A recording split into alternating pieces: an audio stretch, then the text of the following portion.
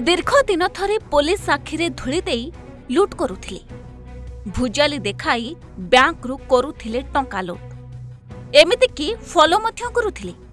केमिति लुट करिबे सेथिपाई बनाउथिले ब्लूप्रिंट। किंतु कोन हेबो शेषरे पुलिस हातरे बे धरा पड़ी एबे जेल को जिबे। हाँ दर्शक बंधु, पिपिली पुलिस को मिली एक बड़ सफलता। घरे बैंक ऋण आदाय टंका लुटुथुबा अभियुक्त गिरफ होइछन्ते। अभियुक्तଙ୍କ ठारो 2टी बाइक सहित 1,55,000 टंका जबत करिछि पुलिस।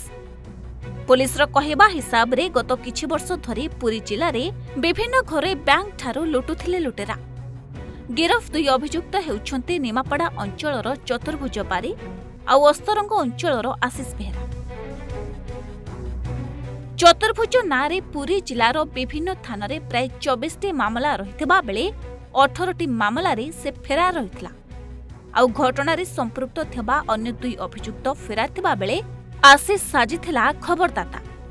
पुरी जिला समेत खोर्धा, नयागढ़, कटक आदि जिले रे सेमाने काया विस्तार करिथिले। विभिन्न प्रकारर चोरी करी लोकंकु देउथिले चकमा। पुलिस साखिरे थुली देई खसी जाउथिले। तेबे पुरी एसपी को निर्देश क्रमे पिपिली, साखीगोपाल एवं स्पेशल स्क्वाड पुलिस टीम ए राकेट्रु 2 जन को धरिबारे एबे सफल होइछि। एने पिपिली एसटीपीओ को कार्यालय रे पुरी जिला अतिरिक्त एसपी विष्णु प्रसाद पति सांबादिक सम्मेलन रे घटना संपर्क रे सूचना प्रदान करिसेंती। 2 जन पिला से कोन बैंक जेतल कर्मचारी माने जानती टंका कलेक्शन करियाकू तांको पछर से फॉलो करते आ बाइक रे फॉलो करते जेहेतु सेमानकर के क्रिमिनल रिकॉर्ड नाही तेणु ताको के संदेह करने तांको मूवमेंट उपरे सेमान जाई तो टंका जो कोड कलेक्शन करके लास्ट पॉइंट रे कलेक्शन करी तो फेरंती से आको टेलीफोन रे इन्फॉर्मेशन दियंती।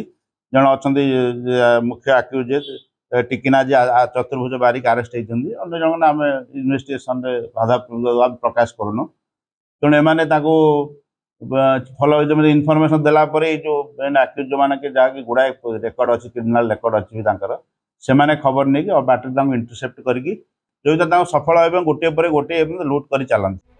पिपिलीरो राजप्रसाद दास को रिपोर्ट, ओडिशा भास्कर।